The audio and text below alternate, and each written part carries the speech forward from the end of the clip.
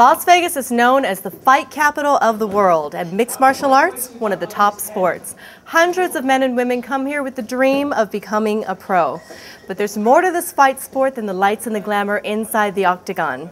I had a chance to sit down with UFC champ Frank Mir and trainer Hahn to find out just what it takes to become an ultimate fight champion. Ah! Did that hurt? Are you okay? I think it's okay. Mixed martial arts is basically a generic term for martial arts that there's used in the ultimate fighting. I think people are drawn to this sport because of the excitement. It's fast-paced. You know, anything can happen. There's just so many ways to win. Before I can remember, my father went to martial arts school, so I was always running around training from my father's back memory. I picked up Frank about 3 fights ago, before the Hahn fight. And basically, I met him at Cobra Kai Jiu-Jitsu. He was a trainer of one of my friends that I had trained with, and I was watching them train together, and I just saw some things I really liked and some of the philosophies, the mindset that they had, so that's what made me make the switch over. When I came to open up my gym, he was looking in transition for a new striking guy, and he kind of liked the way I was teaching classes there and how I changed the guys there. So he wanted to try it out. As most martial artists, you always try to veer and to whatever's effective and working. At the time when my father started school, there wasn't MMA, so that wasn't what he was influenced by. But then by the time I became a young adult, there was MMA. So it only goes without saying, by watching its effectiveness inside the octagons or in the ring, you see that it works. So that's why we start. That's what got me involved in wanting to train. I've been through a lot, and I've trained through a lot of good guys. I used to be with the Militich team and stuff like that. So I've been with top fighters. I know what it takes. I myself got all the way to world champions. So I definitely can, definitely say, hey, I felt it, I've lived it. So listen to me. The more popular it gets, the more posers we keep getting, which I'm not too fond of that. Everybody's a fighter now, it's funny. Everybody wants to be a fighter because it's cool. Right. You get respect by saying you're a fighter. But nowadays, it's so easy to have a fight sanctioned and prove yourself that, you have to watch out what you're saying because you could be checked easily, especially in the amateur events, So now, look how easy it is to be on TV. And if fighters start getting into fighting because they want to be, the persona that they think that it carries with it, being a tough guy or whatever, that's not going to carry over into this very well because the training is hard, like in anything. The average person probably could take about a year and then they'd be ready to do amateur fighting.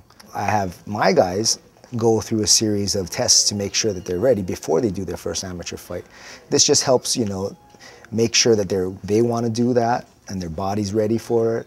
So, if they're going to do an MMA fight, they got to do a couple kickboxing fights along with a couple grappling fights. And then, you can merge it together, and now you're ready for an MMA fight. And everything you do in life that's worth having, it's hard to do it, regardless if it's fighting or any other endeavor. But if you're doing it for the right reasons, you can get past that. If you're fighting just to be a tough guy or for that bragging rights, it's easier just to buy a tap-out shirt and get a couple tattoos and lie about it. The key is you have to find a happy medium between, I guess you got to train really hard. At the same time, you have to be able to be humble enough to say, can I learn from someone else? Or can someone else watch me and critique me? If you can't, then you're always going to be in that ego-driven state where you're going to be the best and everybody, a selfish mind, I guess. Make sure it's for the right reasons. If it's for the wrong reasons, it's not going to hold up. You're not going to be in there in the gym and getting punched in the face and being thrown around and having someone put locks on you and your lungs are burning and the training's hard and you go home that night and you're sore and you're limping around and you're beat up. And if you're doing it just for a status symbol, that ain't going to hold up because it's going to be a long time before you get any status in our sport. For me, it's more like how Bruce Lee said it. When, the longer I train martial arts, the more I understand what he was talking about. It's not a particular system, but it's more of a style. And once you understand the style, then you don't need the style anymore. To be able to compete in the cage, it's the only way to satisfy. There's certain humans out there that are bred to be a certain way. I am what I am, and I know that. So fighting in the cage allows me to get that out of my system, allows me to still indulge. It's the same thing as like nowadays, anybody can go to the supermarket and buy a steak, but there's still a certain breed of human beings that like to go out into the woods and experience what it feels like to hunt a creature down and to procure their own meal. a true champion. His body has transformed, and if you look at a boxer, you don't see a boxer that's overweight. Right. Maybe in the heavyweight division. Right. But most of them are lean, trim, and that's, oh, that guy looks like a boxer, or that guy looks like a wrestler. So now Frank looks like the heavyweight champ of the world.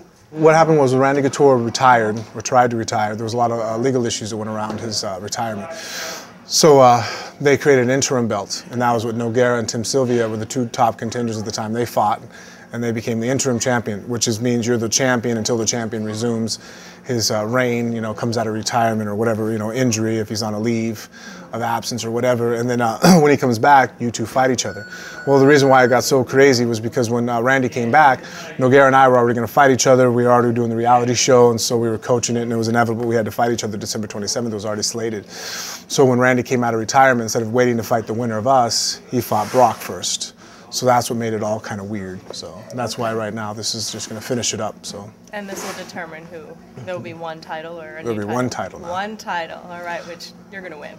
Yeah. Absolutely. All right, well, I want to wish you good luck. Is that what you say? I know in Vegas in show business we say break a leg. What do you say in fighting? What do we say in fighting? I always just say don't get hurt.